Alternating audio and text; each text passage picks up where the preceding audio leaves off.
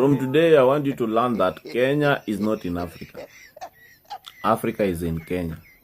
And the same Africa is also our business. Know that in your mind from today. Kenya is unique. It would seem that the entire world is criticising CNN right now. The Independent tweets that Kenyans are ridiculing the US network on Twitter for its hotbed of terror report. And if we take a look at this image here, you actually see this is what was being broadcast on air, and the strap at the bottom of the screen reads "Security fears as Obama heads to terror hotbed." And it's those two words that people in Kenya are objecting to.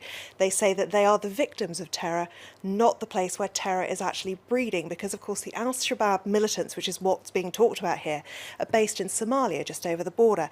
Now CNN has actually obviously realised that some of the criticism is at least valid, because they have changed the headline on their website for the report that actually this relates to.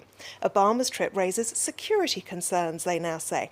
But if you scroll down, you look at the opening lines from this piece by Barbara Starr, and it says President Barack Obama is not just heading to his father's homeland, but to a region that's a hotbed of terror. So they really haven't entirely stepped away from the use of that phrase. The Washington Post, among those reporting that Kenyans are ridiculing CNN online, they say rather, I suppose, perhaps kindly, in the global news game, it's easy to make overstatements. Other people are being less forgiving about this one. The Global Post says, Barack Obama is visiting Kenya, his father's birth nation, and the question on everyone's mind, if by everyone you mean CNN, is whether he'll make it out alive. You see, according to the self-proclaimed most trusted name in news, Kenya is a hotbed of terror. It reminds me of those times after the Paris attacks when people were saying certain districts of Paris were hotbeds of terror, and in fact we would never exactly have no-go thought of them as such. Exactly, no-go zones they were called. What sort of a response are you seeing to all of this then on social media? Well, the interesting thing is it's actually quite heartwarming, because often when there's a backlash on social media, because of the anonymity it affords people, people can become very aggressive, very unpleasant, and a lot of what they have to say they wouldn't necessarily say to anyone's face. But what we see with these tweets is a lot of pride in people's own identity and a lot of pride in their country. And this particular one is a quote from a Nigerian novelist, Chinua Achebe. Until lions have their own historians, history of the hunt will always glorify the hunter. Others are drawing parallels with the United States, saying if your country is a cool bed of peace as opposed to a hotbed of terror, why is it necessary to guard the president this way in your streets?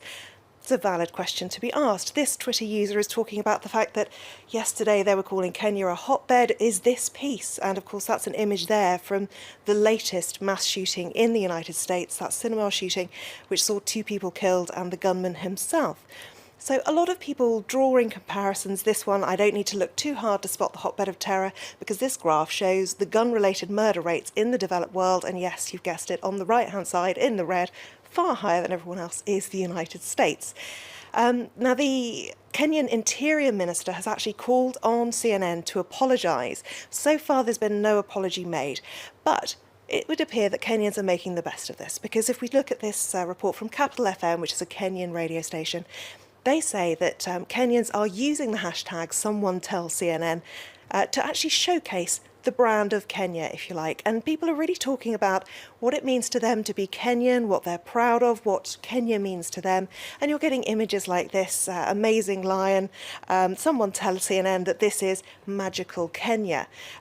Wildlife featuring very widely in these kind of images, and also cityscapes as well, to show that it isn't just the aftermath of terror attacks that you see in Kenya. There's also a great deal of beauty there too. There's also obviously a lot of humour. Kenyans won't give up. I'm still waiting for the CNN apology, says this Twitter user. And my favourite cartoon from the Daily Nation, which is a Kenyan newspaper, someone tell CNN, CNN, the error hotbed. Makes me want to go to Kenya, actually, looking at those pictures you just showed there. And some comments coming from far and wide, as we can see. One of them that you've picked out for us has come from none other than a former anchor on CNN. And interesting because she herself was born and brought up in Kenya. Yes, she says, Zain Verji, this is, she says her family has a 100-year history in Kenya, and so she feels very strongly that this is unfair. She said she rolled her eyes when she saw the term that was being used by CNN. And she says that a lot of Kenyans are very unhappy about it. However, she also goes on to defend CNN in some ways, saying words like hotbed catch the viewer's eye and drive up ratings. It's the American TV business, not just about Kenya.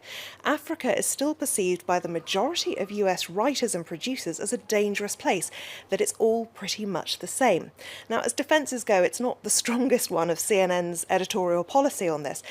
She also goes on to then do exactly the same thing to other countries that she complains has happened to Kenya. She labels Iraq, Afghanistan and Libya as being, well, those are the kind of countries that we're talking about being hotbeds of terror. Now, there is an element of terror breeding ground, but if we're talking about the generalisation and her problem with that, she's just done exactly the same thing. Interestingly, CNN, it's pointed out by Nairobi News, it's not the first time that CNN have got things wrong when reporting Africa.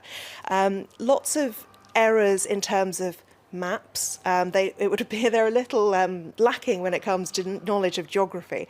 They put that Nairobi is in Nigeria, for example. But the worst one is where they actually paid actors to pretend to be militants who were arming themselves ahead of the threat of post-election violence in 2013. So that's really the worst thing we've seen.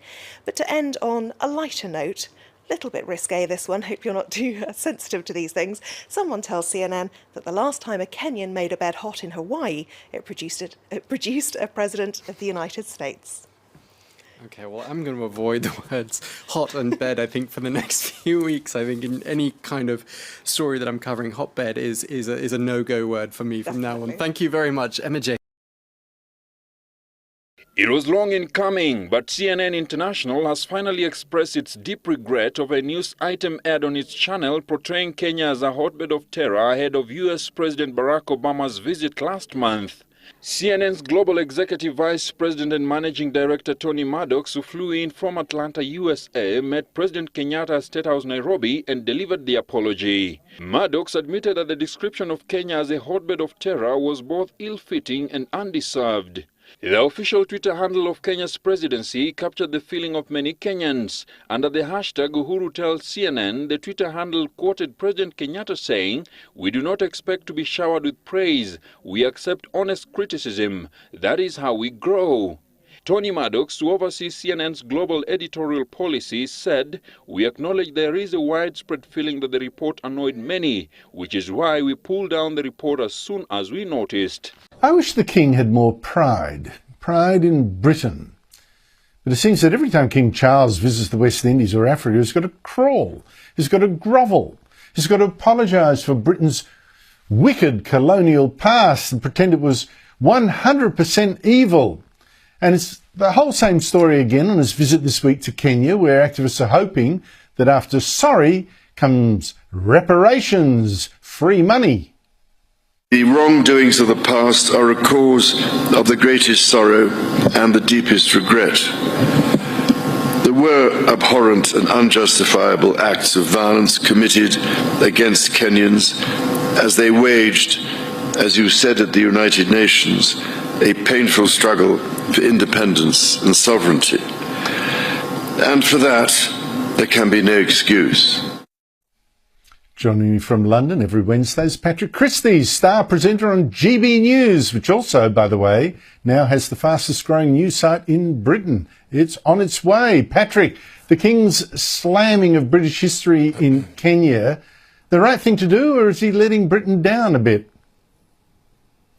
Well, it's absolutely the wrong thing to do. The King is supposed to be our envoy around the world, not going around on an international apology tour. And they're trying to spin it as the King stopped short of full frontal apology. Well, that's just a technicality. That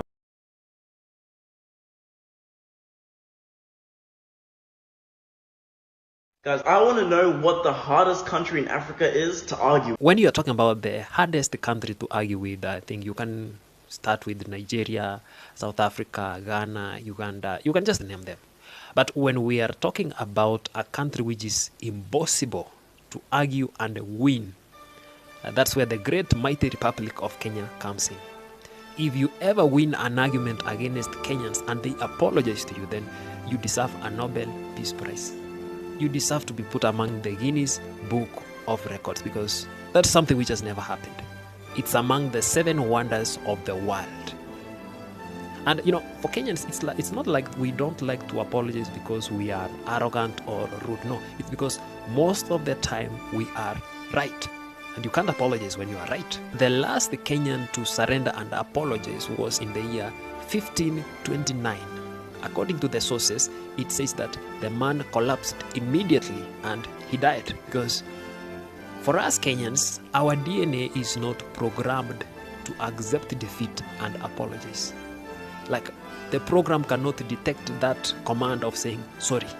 So anytime you say sorry, you may even have a heart attack. So if you give Kenyans 2 options, either to apologize or to sweep the road from Cairo in Egypt up to Johannesburg in South Africa, I think we rather sweep, because after all, the road is dirty, rather than apologizing to somebody. So if there is anybody who is planning to start an argument with Kenyans and win, I think all we have to tell you is that that is a fantasy. That's a dream, and you need to wake up as soon as possible, because it can never happen. It has never happened, and it will never happen. You think you can mess with Kenya online? Think again. That's what CNN learned the hard way when they tried it next thing. They were writing an apology letter like a student caught cheating in KCSE. The IT all started with a tweet. Just a tweet. But within minutes, Kenyans were flooding the comments with memes, facts, insults wrapped in humor, and grammar so sharp it could cut steel. Even Tanzania tried to help, but ended up catching stray bullets. Nigeria came in with confidence, but left limping that if Twitter was a battlefield, Kenya would be a fully armed commando unit. X, formerly Twitter, becomes chaotic when Kenyans log in for war. People like Nyakundi, Emrix, and random users with lion profile pics turn into generals of the digital army. Hashtags trend like fire in a dry forest, and even celebrities abroad get dragged in point one time. A European influencer said something bad about Ugali. That night, she trended for all the wrong reasons. She deleted her post by mourning that, so next time someone thinks of testing Kenya online, they better have data, backup, and a strong heart. Otherwise, they're not ready. Kenya mimi siwezi kuona mwanaume wa Kenya. Kwa nini? Si kwa Kiswahili chao kile. Si ukuje. Sasa pale akakota kulobatia. Sibani poe na mwanangu Filipo, mtoto mweupe, mtoto white anaenda kujiromantisha hivyo. Few moments later. Nisamehe jamani. Ina nani? Naomba tu hapa nipige magoti ndio kama kweli naomba msamaha, jua Kenya ni familia yangu. Kenya ni ndugu zangu. Basi naomba nisamehe jamani. Wa Kenya nisameheni. Mimi nawapenda, najua mnanipenda. Hata kazi zangu nyingi sitajua mnaona kwa tiki ni wa Kenya. Nisema wa Kenya ni wa Kenya ndugu zangu. Naomba nisamehe nilipowakosea. Sikumaanisha kuwa mimi nimewasema wa Kenya wote. Ilikuwa tu tumekuaruzana na mpenzi wangu. Kuna Afrika, alafu kuna Kenya. Au kute wa Kenya sio wa Kenya. Hawa watu nimewavulia kofia, nimewavulia ndala, nimewavulia kila kitu. These people are not scared of nothing. Nothing. Watu mnasema sijui jeshi la Tanzania, sijui nini. Hakuna, sisi ni waoga. In short, kwanza ni watu ambao we don't really care. Wa Tanzania we don't really care. Yani wachache sana we care. Ila wa Kenya, don't play with these people.